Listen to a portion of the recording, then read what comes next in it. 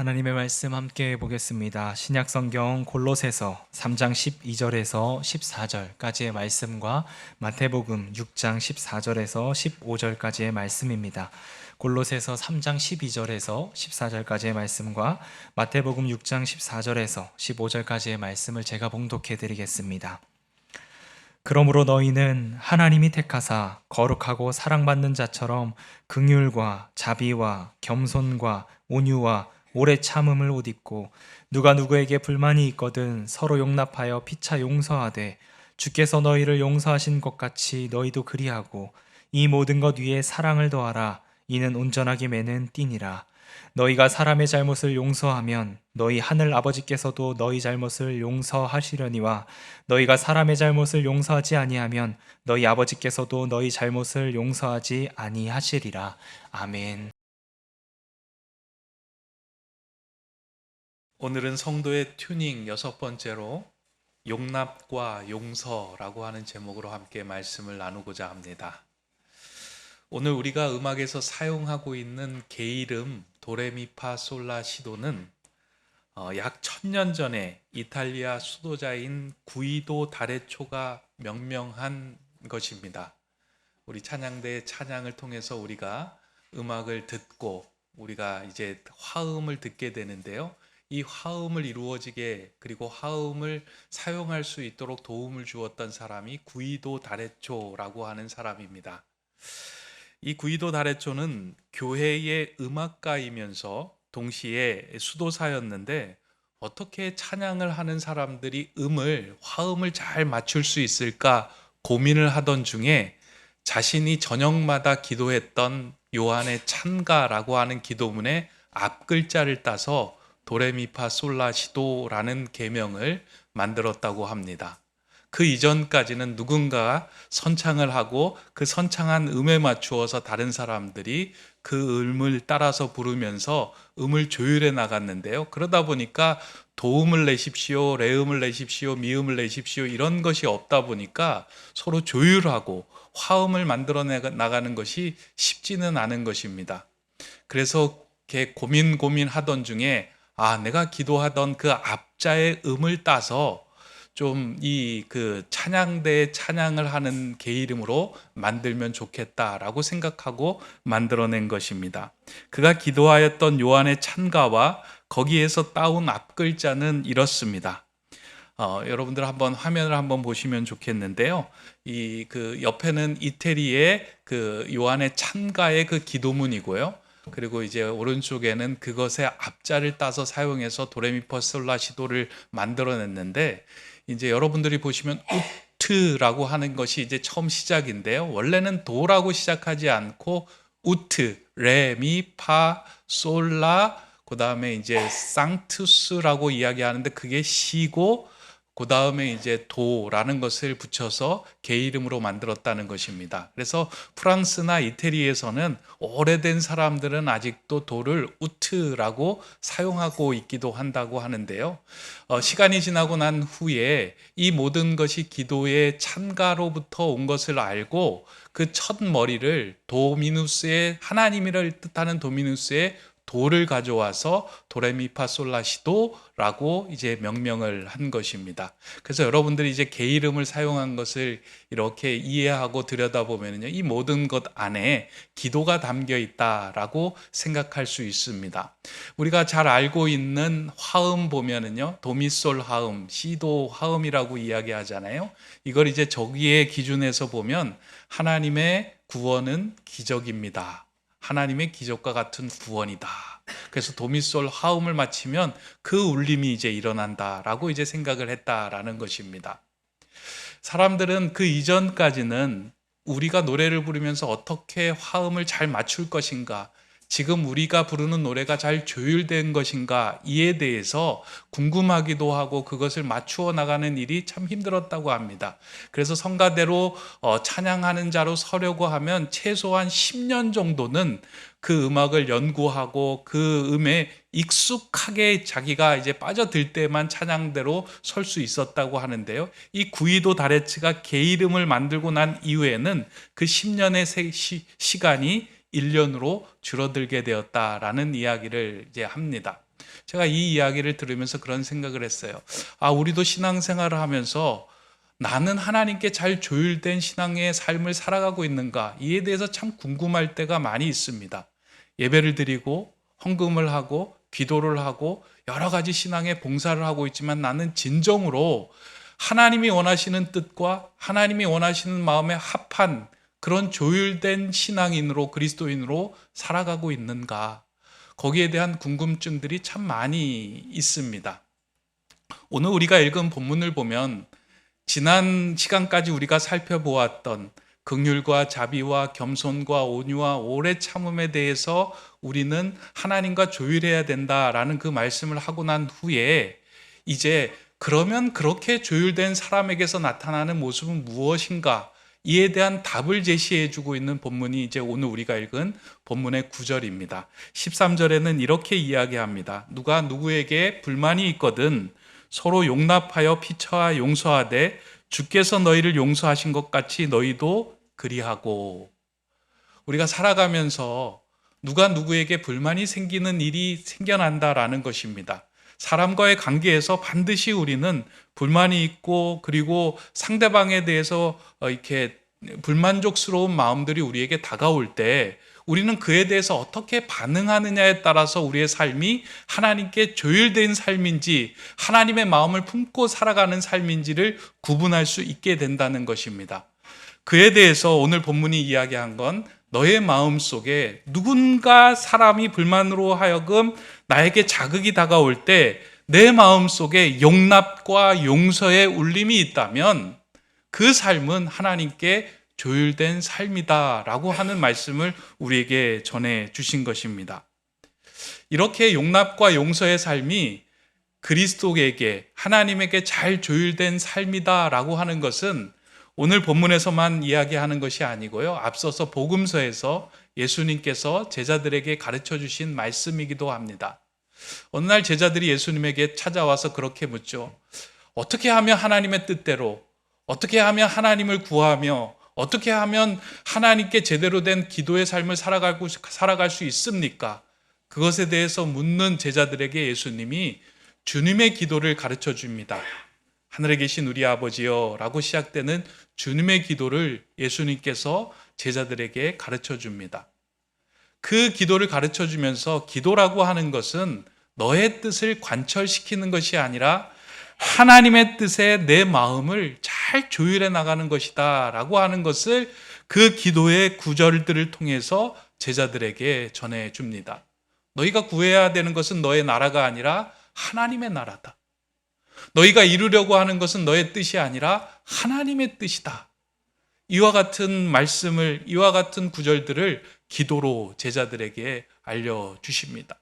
그리고 난 후에 예수님께서 제자들에게 한 말씀을, 당부의 말씀을 덧붙이십니다. 그게 마태복음 6장 14절 15절의 말씀인데요, 이렇습니다. 너희가 사람의 잘못을 용서하면 너희 하늘아버지께서도 너희 잘못을 용서하시려니와 너희가 사람의 잘못을 용서하지 아니하면 너희 아버지께서도 너희 잘못을 용서하지 아니하시리라. 주님께서 기도를 가르쳐 준 후에 너희가 하나님께 잘 조율된 사람이라면 너의 삶 속에서 일어날 때 다른 사람들을 용서하는 마음이 생겨날 것이야. 그런데 조율되지 않으면 너는 그 용서의 마음을 베풀며 살아갈 수 없어. 이 말씀 중에는 아주 중요한 핵심이 있습니다. 내가 용서하지 않는 삶을 살면 내가 드리고 있는 기도는 헛된 기도야. 조율된 기도가 아니야. 하나님의 뜻을 구하는 기도가 아니야. 라고 하는 말이 이 말씀 가운데 담겨져 있다라는 거예요. 그래서 우리의 마음이, 우리의 삶이 하나님께 잘 조율되어 있을 때 우리에게 나타나는 울림은 반드시 용납의 울림과 용서의 울림으로 나타난다라는 것입니다. 저는 오늘 이 말씀을 통해서 우리에게 지금 나는 용납의 울림이 일어나고 있는가, 용서의 울림이 일어나고 있는가 한번 살펴보는 시간이 되었으면 좋겠고요. 거꾸로 내가 용납의 울림을 갖고 있지 않는다면, 내가 누군가를 용서하는 울림이 없다면 이 상황을 통해서 다시 한번 하나님께 더 조율되는 그 길에 들어서는 시간이 되기를 원합니다. 그것을 살펴보기 위해서 먼저 우리는 지금 내 안에 용납의 울림이 일어나고 있는지를 살펴보아야만 합니다.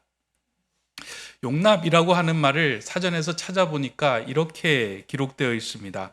상대방을 그대로 인정하고 받아들이는 것. 그러니까 상대방을 있는 그대로 인정하고 받아들이는 것을 용납이라고 이야기합니다. 내 마음에 들지 않는 상대방을 지적하지 않고 상대방을 수용하고 받아들이는 그 마음이 용납의 마음입니다. 성경에 기록된 용납을 뜻하는 헬라어를 찾아보니까 오늘 본문에 기록된 용납이라고 하는 단어를 아네코라고 하는 단어를 사용하고 있더라고요. 그래서 지금 그 헬라어 사전을 보니까 아네코는 두 가지가 단어가 합성어가 된 건데요. 아나라고 하는 말, 이건 위로라고 하는 말이고요. 에코라고 하는 말은 가지다, 취하다라고 하는 말이 이렇게 붙어서 아네코라는 말로 이제 용납하다라고 하는 의미로 사용되고 있는데요.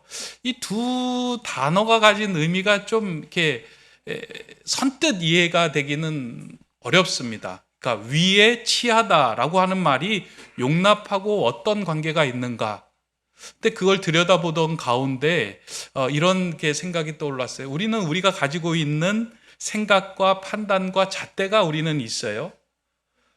그 위에다가 다른 사람들의 가지고 있는 모습들을 그 위에 그냥 그대로 올려놓는 것이 용납이에요.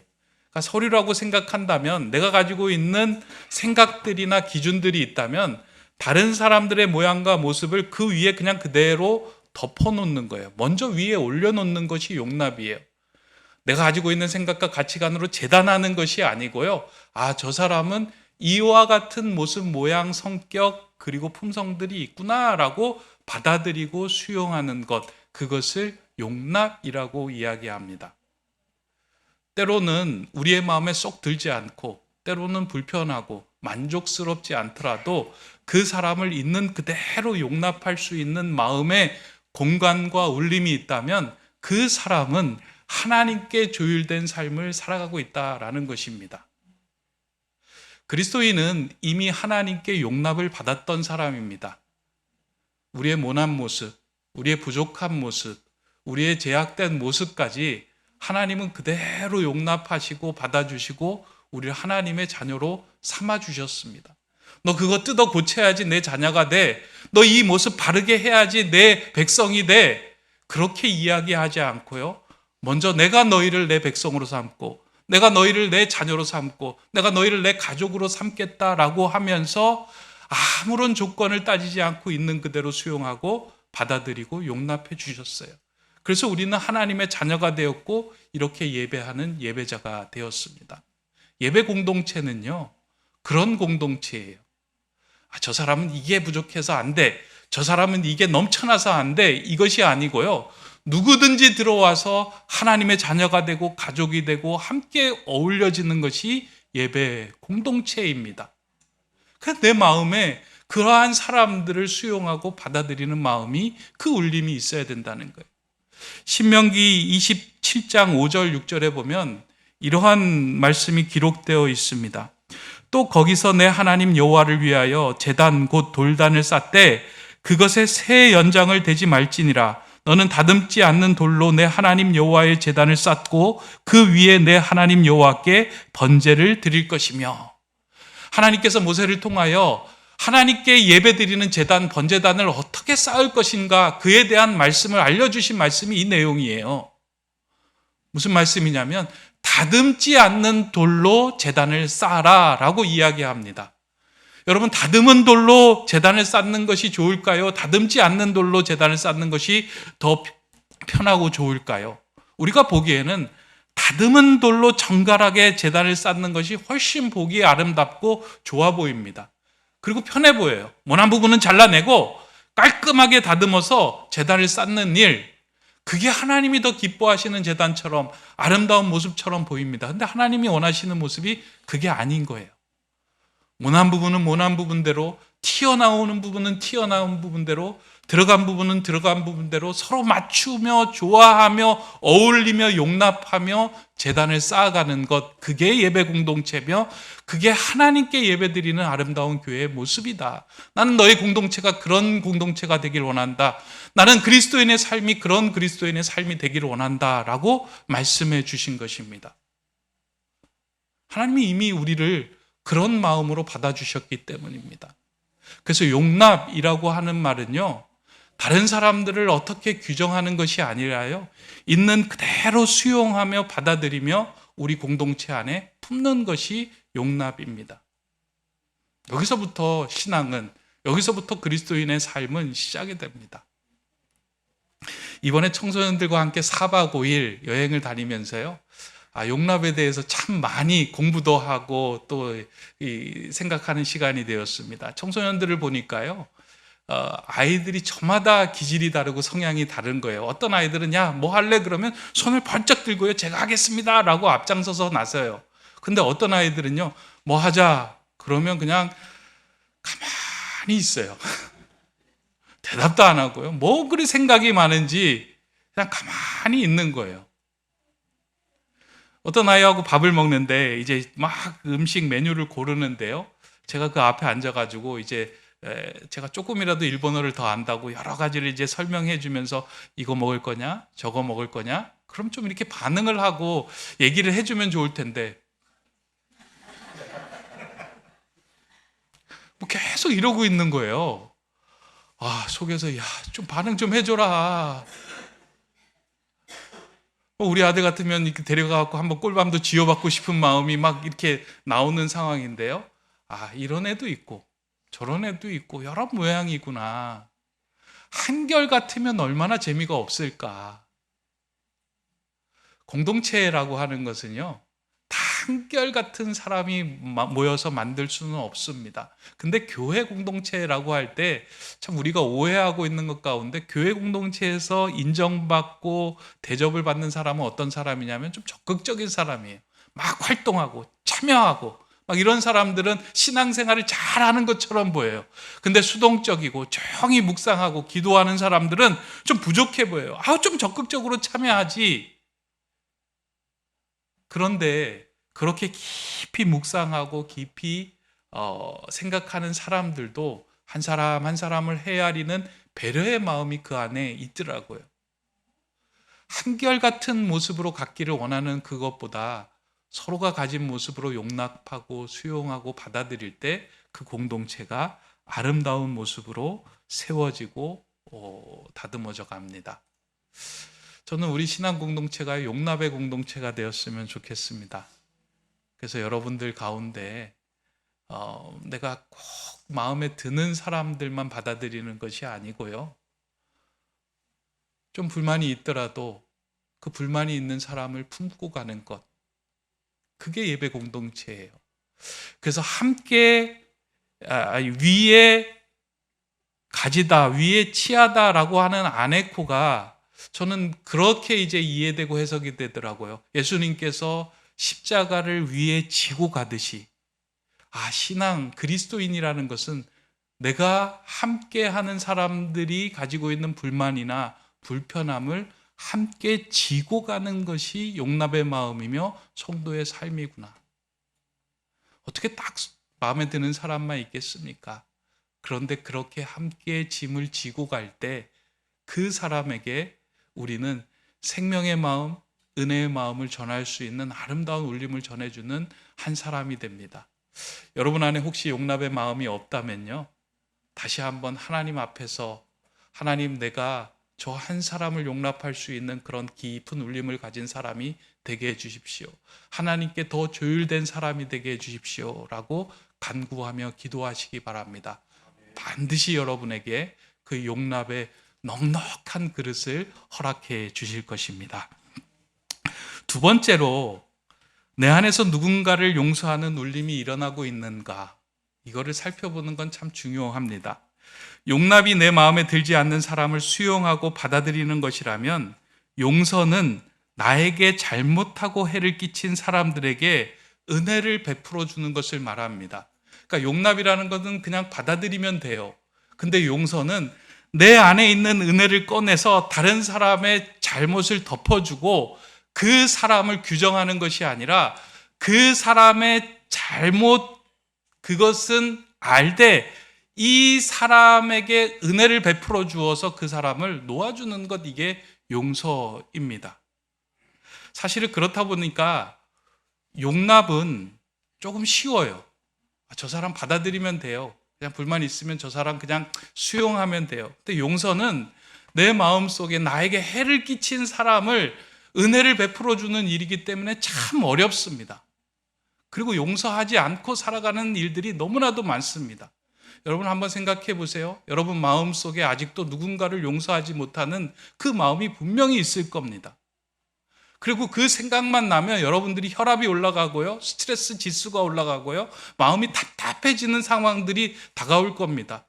여러분 마음속에 그런 생각이, 저 사람이 나에게 큰 사과를 하지 않으면, 그에 합당한 사과를 하지 않으면 나는 절대 용서하지 않겠다라고 문을 꼭 걸어 잠그는 일들이 많이 있을 겁니다.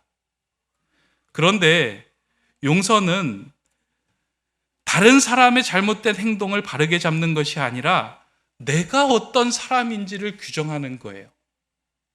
내가 용서할 수 있는 사람이 된다라고 하는 것이 용서의 아주 중요한 핵심입니다. 하나님께 조율된 사람은 내가 다른 사람의 잘못을 바로잡아서 옳게 하는 것이 아니고요, 나는 저 사람의 잘못을 용서해 줄 수 있는 그런 용서의 사람이 된다라고 하는 나의 자신을 규정하는 일이 된다는 것입니다. 그래서 하나님께 조율된 사람은요, 전혀 이해가 되지 않지만, 받아들이기 어렵지만 그 상대방을 받아들이고 용서할 수 있는 힘과 은혜가 생기는 거예요. 구약 성경에 보면 요셉이라고 하는 인물이 나오죠. 예수 그리스도의 그림자가 된다라고 이제 이야기를 합니다. 왜냐하면 그가 용서의 사람이었기 때문입니다. 자신을 팔았던 형들, 자신을 죽이려고 했던 형들, 그 형들을 자신이 성공하여 애굽의 총리가 된 자리에서, 무소불위의 권력을 휘두를 수 있는 자리에서 만났을 때 그들의 잘못을 고하지 않고 잘못을 덮어줍니다. 그리고 이 모든 상황들 가운데 하나님으로 인하여 해석을 합니다. 용서는 거기서부터 시작이 되는 것 같아요. 내가 바로 잘못 잡고 내가 용서하고 못하냐의 문제가 아니라 이 상황을 통해서, 이 상황 속에서 하나님이 어떤 일을 하고 계시는지를 내 마음으로 받아들이며 그 해석에 내가 내 몸을 기댈 때 일어나는 일입니다. 그래서 용서는 은혜를 베풀어 주는 거예요. 저는 여러분들이 용서할 줄 아는 그리스도인이 되기를 소망합니다. 저에게도 마찬가지예요. 제 마음에도 용서가 안 되는 사람이 있죠. 생각만 해도 불편한 사람들이 있죠. 근데 용기를 내어서 우리는 용서의 삶을 살아가야 합니다. 왜냐하면 용서가 막히는 순간부터는요, 하나님의 은혜가 막히기 때문이에요. 우리가 조금 전에도 이야기했듯이 내 안에 용서의 울림이 일어나지 않는다라고 하는 것은 내 삶에 하나님과 나와의 조율됨이 틀어졌다라는 것을 이야기해요. 긍휼과 자비와 겸손과 오래 참음으로 옷을 입어야 되는데 그 옷을 제대로 입지 않았기 때문에 용서의 노래를 부를 수 없게 되는 것입니다. 십자가에서 예수님은 우리를 용서하기 위해서 자신의 생명을, 물과 피를 모두 쏟아내 주시면서 우리를 용서해 주셨습니다. 우리는 이미 그 용서를 받은 사람입니다. 그래서 누군가가 용서되지 않을 때 여러분들은 용기를 내고 힘을 내서 그 사람을 용서해 주어야 합니다. 근데 이제 이런 마음이 생기는 거야. 내가 저 사람이 회개하지도 않았는데 뭘 용서를 해줘야 되냐. 근데 조금 전에도 말씀드렸듯이 용서는 저 사람의 잘못을 바로잡는 것이 아니고요, 내가 용서할 수 있는 사람이 되었다, 내 자신을 규정하는 일이에요. 아, 나는 하나님께 조율된 사람이구나, 용서할 수 있는 마음을 가진 사람이구나. 그리고 그 이유는 하나님께 맡기는 일입니다. 맡겨야 하는 일입니다. 용서가 내 마음속에 마르기 시작하면요, 다른 모든 은혜도 막히기 시작합니다. 그러나 용서가 시작되는 자리에서는 모든 것이 열려지기 시작합니다. 잘 조율되어 있더라도 용기 내어 용서하지 못한다면요, 그 은혜의 노래를 우리가 부르며 은혜의 울림을 이루어낼 수 없습니다. 사랑하는 성도 여러분, 여러분 마음속에 누군가 용서하지 못한 사람이 있다면, 그걸 붙들고 있다면 이제 주님의 마음으로 그 사람을 놓아주며 용서할 수 있어야 합니다. 신앙은, 그리스도인은 그 울림을 내는 사람이 되어야 합니다. 이제 말씀을 맺고자 합니다. 우리 교회는 용납과 용서의 울림이 가득한 교회가 되기를 저는 소망하고 있습니다. 교회가 시작한 지 얼마 되지 않아서 겉으로 보기에는 좀 평안해 보이고 문제가 없어 보일 때가 참 많이 있습니다. 예배만 드리고 여러분 돌아가다 보니까 이 교회 별 문제 없겠구나라는 생각을 해요. 근데 처음 시작한 교회는 다 그래요. 그런데 교회가 시작하면서 사람들이 서로를 알아가고 좀 친해지고 서로 간에 봉사하고 사역을 시작하다 보면요, 그 안에서 불만이 생겨요. 불만이 생기는 것이 문제가 아니고요, 오늘 본문에서도 말씀하고 있잖아요. 누군가에게 불만이 있거든 그 불만이 죄가 아니에요. 사람들은 다 불만을 가질 수 있어요. 그런데 그 이후에 누군가에게 불만이 생기거든 서로 용납하고 서로 용서할 수 있는 마음으로 한 걸음 내디디면 됩니다. 이제 앞으로 순들에서 이제 사람들이 서로 친하게 사귀게 되면은요, 서로의 부족한 모습이 눈에 확 들어옵니다. 오늘 여러분들에게 그 남녀 친교의 명단을 내어드렸는데요, 남녀 친교의 명단 비슷한 사람들이 모이면 잘 어울릴 것 같은데 그렇지 않습니다. 서로에 대해서 불편한 점들이 너무 많이 다가옵니다. 신앙도 다르고 환경도 다르고 모든 생각도 다른 상황 속에서 막 참는 것이 너무 힘들 때가 있습니다. 그때 저는 오늘의 말씀을 한번 생각해 주셨으면 좋겠습니다. 하나님께 조율된 사람에게 나타나야 하는 울림은 용납이구나, 용서이구나. 그런 용납과 용서로 예배 공동체를 쌓아갈 때 그 공동체는 하나님의 영광을 돌려드리는 아름다운 울림을 자아낼 수 있는 귀한 공동체가 됩니다. 전 높은 듯 세움교회에서 그런 노래, 용서의 노래, 용납의 노래, 아름다운 울림을 자아내는 그런 공동체가 되기를 소망합니다. 여러분, 용납하십시오. 용서하십시오. 그 울림의 삶을 살아가시기를 간절히 바랍니다. 기도하겠습니다. 사랑의 하나님, 우리를 용납해 주시고 용서해 주심으로 하나님의 자녀가 되는 은혜를 누리게 하여 주심에 감사를 드립니다. 이제 내가 먼저 용서받고 용납받은 자로 일상에서 그 용납과 용서의 삶을 행하며 살아가고자 합니다. 우리의 힘으로는 감당할 수도 없고 도저히 행할 수 없지만 하나님이 부어주시는 그 은혜로 한 사람을 용납하고 한 사람을 용서할 수 있는 그 생명의 삶을 살아가고자 하오니 하나님 도와주시고 힘을 허락하여 주시옵소서. 하나님, 우리 높은 뜻 세움교회는 하나님께 잘 조율된 교회가 되기를 소망합니다. 믿음의 공동체 구석구석에서 용납과 용서의 울림이 넘쳐나게 하여 주시고 그 용납과 용서로 세상을 살아갈 수 있는 용기와 힘을 얻는 일들이 곳곳에서 일어나고 넘쳐나게 하여 주시옵소서.